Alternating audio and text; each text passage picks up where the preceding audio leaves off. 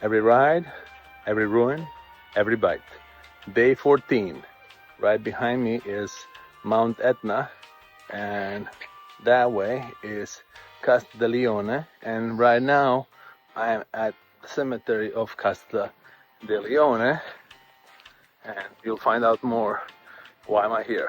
Woke up in Castiglione di Sicilia, a stunning medieval hilltop town where population hovers between 900 and 1,000, depending on how many people are standing outside the cafe.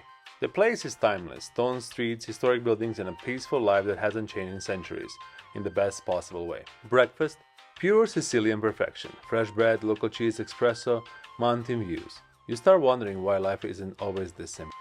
Then, the mission of the day: track down Xaque's Sicilian relatives. Simple, right? Not exactly. We started walking through town, knocking on doors, asking questions, following leads, and then often led to nowhere. And a lot of tried down the street or asked the cafe. Eventually, the cafe advice paid off. We found Xaque's cousin's shop, and inside was a local historian who knew absolutely everything about their family tree, and probably half the town's secrets too. He immediately offered us to take us to the local cemetery to trace back the family lineage. Because in Sicily, history is carved in stone, literally. The cemetery was beautiful, peaceful, quiet, full of generational stories. Some graves were moving and historic, others was, let's say, architecturally questionable, but meaningful nonetheless.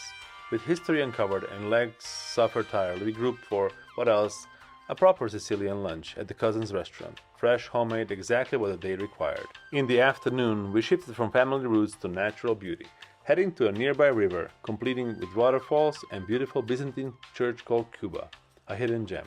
The mix of nature and ancient architecture was truly something special. Later we went to the city and we explored a different church next to a Norman tower which offered absolutely spectacular views of the entire valley. It even served as an orphanage at one point.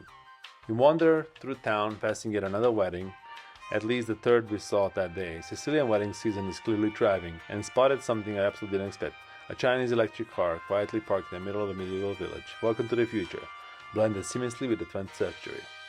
Dinner, back at cousins' restaurants, and then it came time for dessert. Xaque, overwhelmed by the options, did the only logical thing. He sketched the desserts he wanted, and yes, the waiter fully understood and delivered exactly what he drew. Effective communication at its finest. The day wrapped with good food, family connections made, waterfalls explored, and one very satisfied pastry enthusiast. A day that balanced history, family, nature, and always incredible Sicilian food.